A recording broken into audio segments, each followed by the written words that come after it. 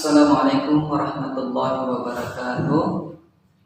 Alhamdulillah kembali kita dipertemukan oleh Yang Maha Kuasa untuk bertemu kembali di pembahasan pendidikan keluarga negaraan. Karena pertemuan kali ini kita masuk di kelas 9.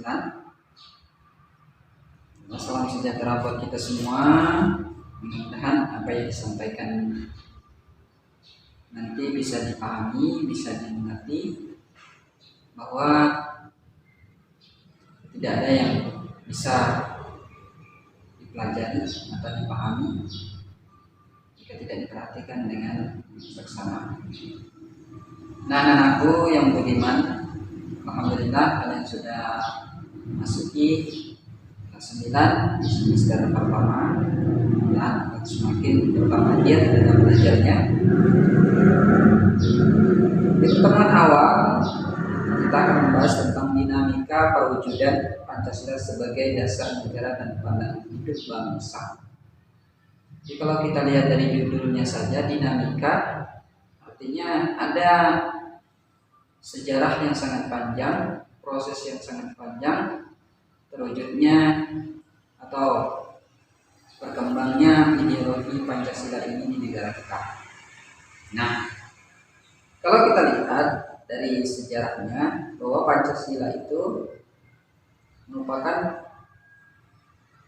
gagasan ide yang dikemukakan oleh para pendiri negara kita demi terwujudnya bangsa yang sejahtera, bangsa yang aman, dan untuk menghindari dari kehancuran negara kita sendiri dengan berbagai macam perbedaan dan sebagainya.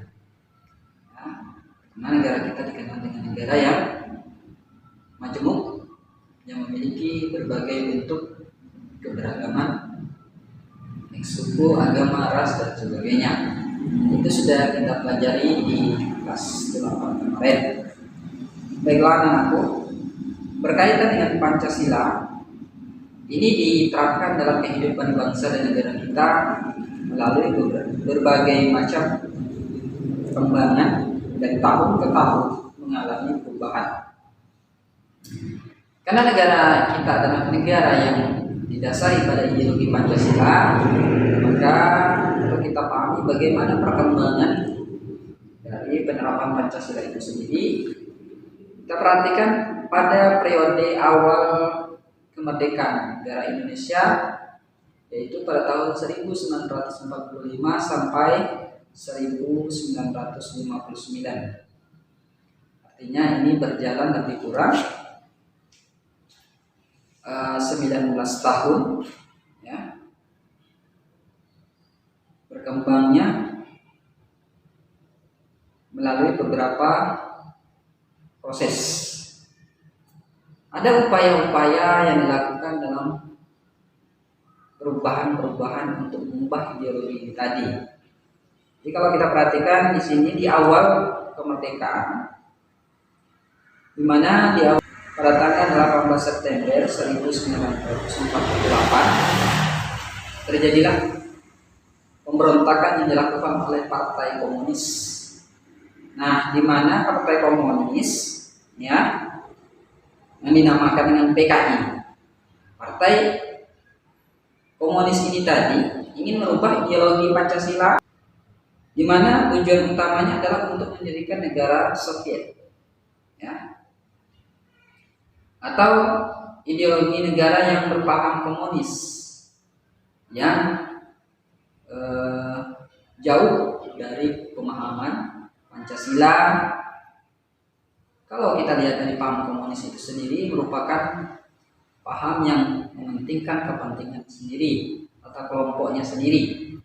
Tapi dalam ideologi Pancasila tidak dibenarkan hal demikian. Maka dengan kata lain, pemberontakan tersebut menggantikan Pancasila dengan paham komunis.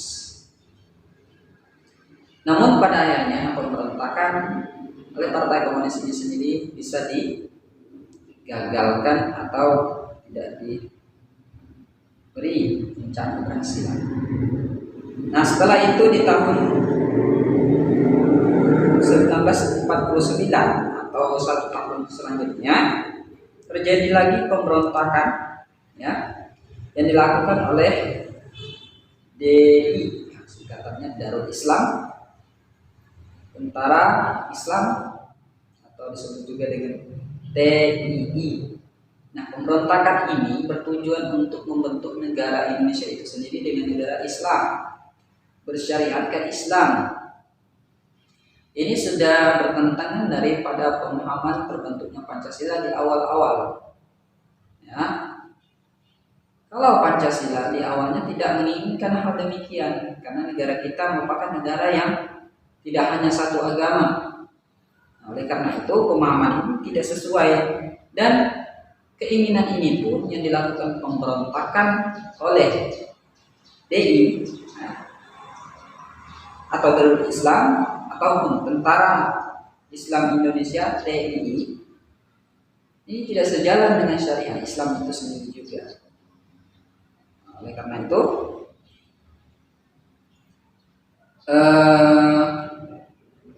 pemberontakan ini juga memakan waktu yang cukup lama, yaitu dari tahun 1949, tepatnya pada tanggal 20 Agustus, dan berakhir pada 4 Juni 1962. Kita lihat lebih kurang hingga memakan waktu yang cukup lama. Setelah itu bisa juga digagalkan.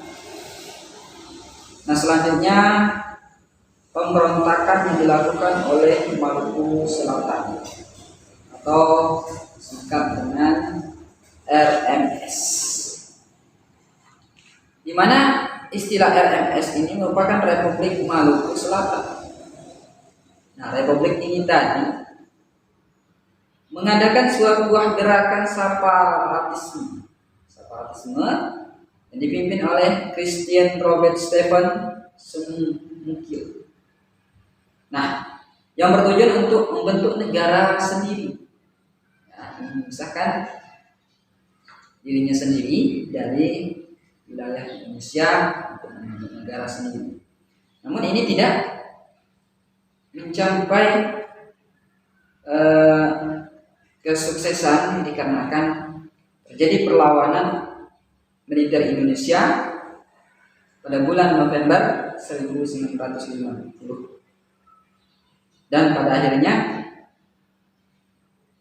berakhir di tahun 1966.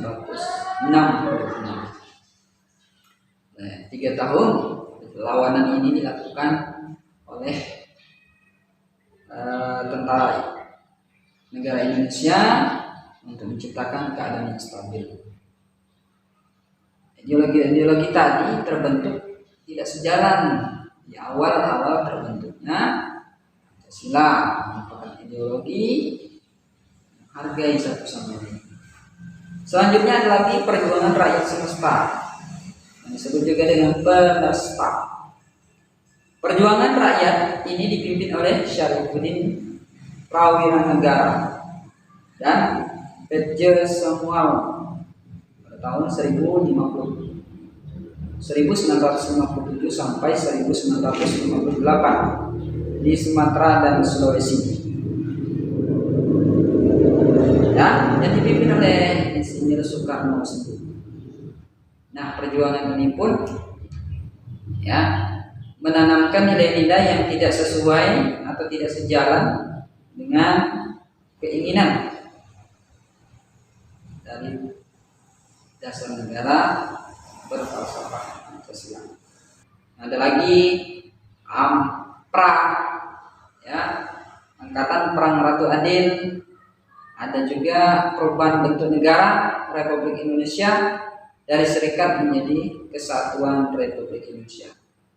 Nah, ini yang perlu Bapak sampaikan juga, perubahan bentuk negara dari Republik Indonesia Serikat, ya, yang pada waktu itu menginginkan negara Indonesia berubah menjadi RIS, Republik Indonesia Serikat.